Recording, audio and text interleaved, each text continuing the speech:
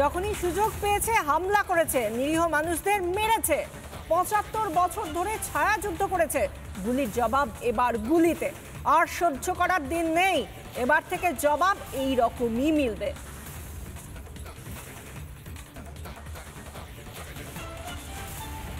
और पाकिस्तान समझ गया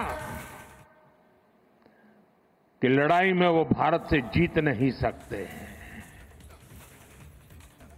और इसलिए उसने प्रॉक्सी वॉर चालू किया। सैन्य प्रशिक्षण होता है, सैन्य प्रशिक्षित आतंकवादी भारत भेजे जाते हैं और निर्दोष निहत्थे लोग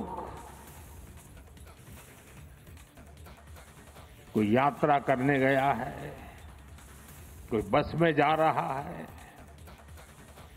कोई होटल में बैठा है, कोई टूरिस्ट बन के जा रहा है, जहां मौका मिला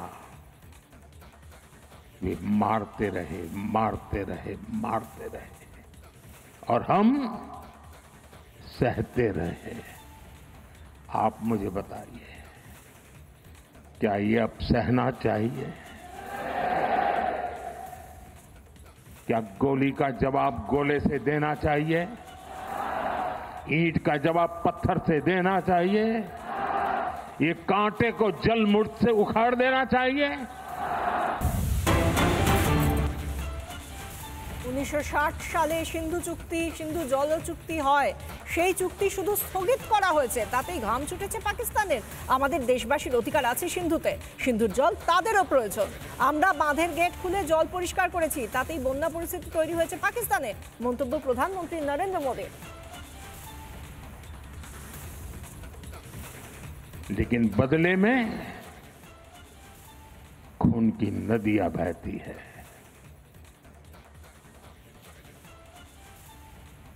मैं नई पीढ़ी को कहना चाहता हूं,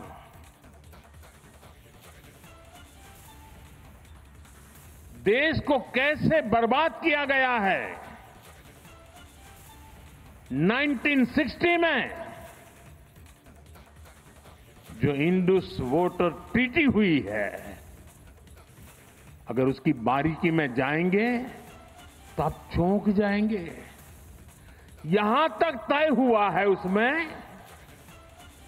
कि जो जम्मू कश्मीर की अन्य नदियों पर डैम बने हैं,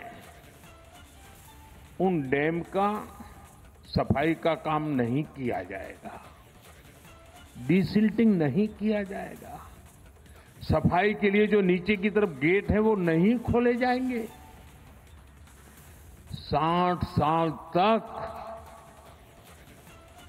ये गेट नहीं खोले गए और जिसमें 100% पानी भरना चाहिए था, धीरे धीरे इसकी कैपेसिटी कम हो गई, 2%, 3% रह गया।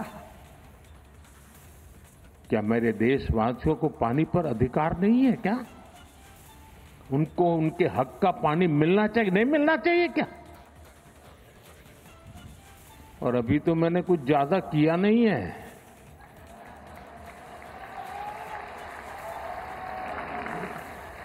अभी तो हमने कहा है कि हमने इसको एबेंस में रखा है, वहां पसीना छूट रहा है और हमने डैम थोड़े खोल करके सफाई शुरू की। जो कूड़ा कचरा था वो निकाल रहे हैं, इतने से वहां फ्लड आ जाता है। পাকিস্তান ছায়া যুদ্ধ চালিয়েছে 6 মের পর, তাকে আর ছায়া যুদ্ধ বলা যায় না। 22 মিনিটে পাক সন্ত্রাস ঘাঁটি ধ্বংস করে দেওয়া হয়েছে, সব প্রমাণ রাখা হয়েছে, বললেন নরেন্দ্র মোদী গান্ধীনগরে।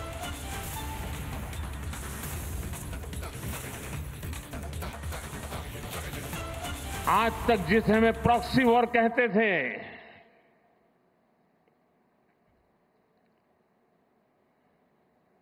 6 मई के बाद जो दृश्य देखे गए, उसके बाद हम इसे प्रॉक्सी वॉर कहने की गलती नहीं कर सकते हैं। और इसका कारण है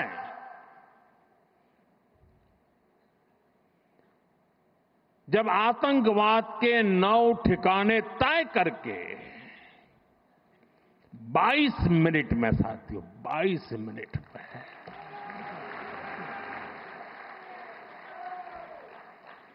उनको ध्वस्त कर दिया। और इस बार तो सब कैमरा के सामने की सारी व्यवस्था रखी थी ताकि हमारे घर में कोई सबूत न मांगे। अब हमें सबूत नहीं देना पड़ रहा है, वो ऊपर वाला दे रहा है।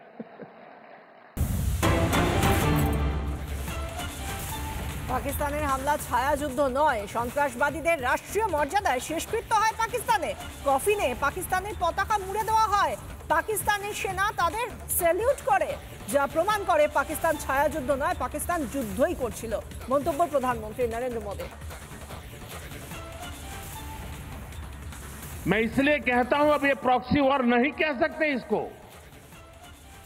क्योंकि जो आतंकवादियों के जनाजे निकले 6 मई के बाद जिनका कत्ल हुआ, उस जनाजे को स्टेट ऑनर दिया गया पाकिस्तान में।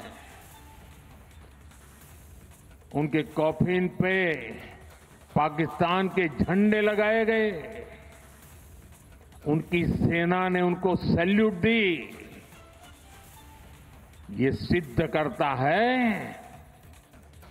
कि आतंकवादी गतिविधि प्रॉक्सी वॉर नहीं है, ये आपकी सोची समझी युद्ध की रणनीति है। आप वॉर ही कर रहे हैं तो उसका जवाब भी वैसे ही मिलेगा। নানা ধরনের কন্টেন্ট দেখার জন্য লাইক করুন, শেয়ার করুন আমাদের ফেসবুক পেজ, সাবস্ক্রাইব করুন আমাদের ইউটিউব চ্যানেল। পাশাপাশি অন্যান্য ব্রেকিং নিউজের জন্য অবশ্যই চোখ রাখুন রিপাবলিক বাংলায়।